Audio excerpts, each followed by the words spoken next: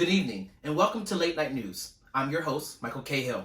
For tonight's episode, we are focusing on the tech industry and what seems to be their inability to recruit, hire, and retain Black and Latinx employees. During a time of racial unrest in this country, all eyes are on this industry to solve a problem many have long struggled with. Robert Verdeja, our tech correspondent, walks us through the situation live from California. The conversation about diversity within tech companies isn't a new one. However, it wasn't a main topic until 2014. In 2014, Google was the first company to release its representation data confirming that Black and Latinx people are underrepresented in some of the largest tech companies within Silicon Valley. Since then, most major tech companies have followed suit and made their data public as well. Google's 2014 report showed that Black and Latinx people accounted for 4.8% of its workforce combined. Numbers like this caught the attention of the Equal Employment Opportunity Commission, who conducted their own study of the representation of the tech industry. In 2014, they reported that the representation of Black and Latinx people was an issue. They reported that they represented 15.4% of the tech workforce. Meanwhile, white people accounted for 68.5%.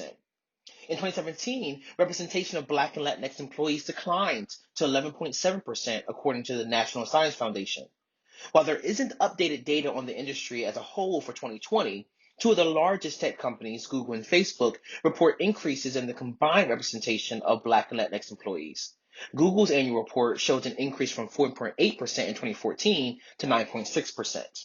Facebook reports an increase from 6% in 2014 to 10.2% for both groups. Experts say while the numbers that tech companies are reporting aren't great, the problem really begins long before this. In order to really understand this problem, we've got to really look at it for its full dimension. This problem is the product of a domino effect, which begins with the underrepresentation of Black and Latinx people in CS degree programs.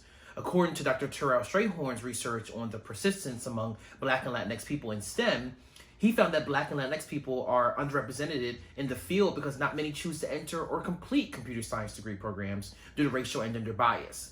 According to the Computer Research Association, Black and Latinx people earned 15.5% of all CS degrees in 2013.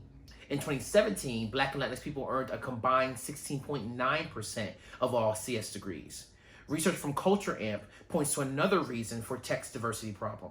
They found that Black and Latinx people within the tech industry report a lack of belonging, which leads to high attrition.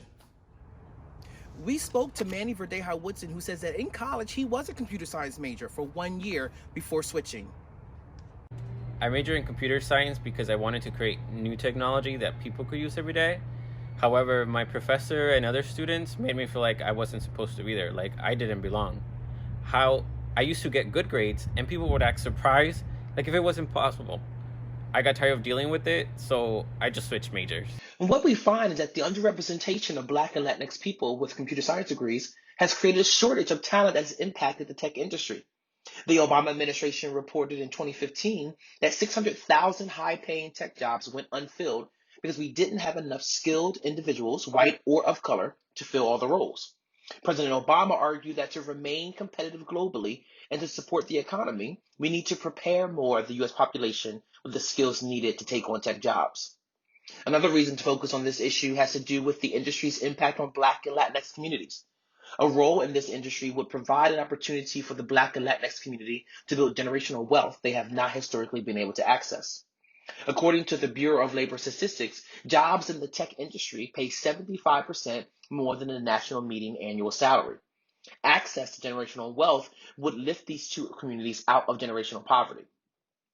Lastly, McKinsey & Company found that strong diversity makes companies 45% more likely to report growth in their market share, 70% more likely to enter a new market, 152% more likely to connect with new customers from different ethnic backgrounds, and 36% more likely to outperform their competitors. Solving this problem and increasing diversity within tech would benefit the companies and the people they hire. The research shows us that fixing this problem creates a great impact for both tech companies and individuals. This is Robert Verdeja from California. If it wasn't clear before, it should be now. Fixing the tech industry's diversity problem will help more Americans access wealth, which ultimately impacts the American economy. Tech companies benefit by being able to connect with more consumers from different backgrounds, gaining a competitive edge over their peers, as well as developing a talent pipeline to fill all the roles available in the industry. This concludes tonight's episode of Late Night News. I'm Michael Cayhill. See you next time.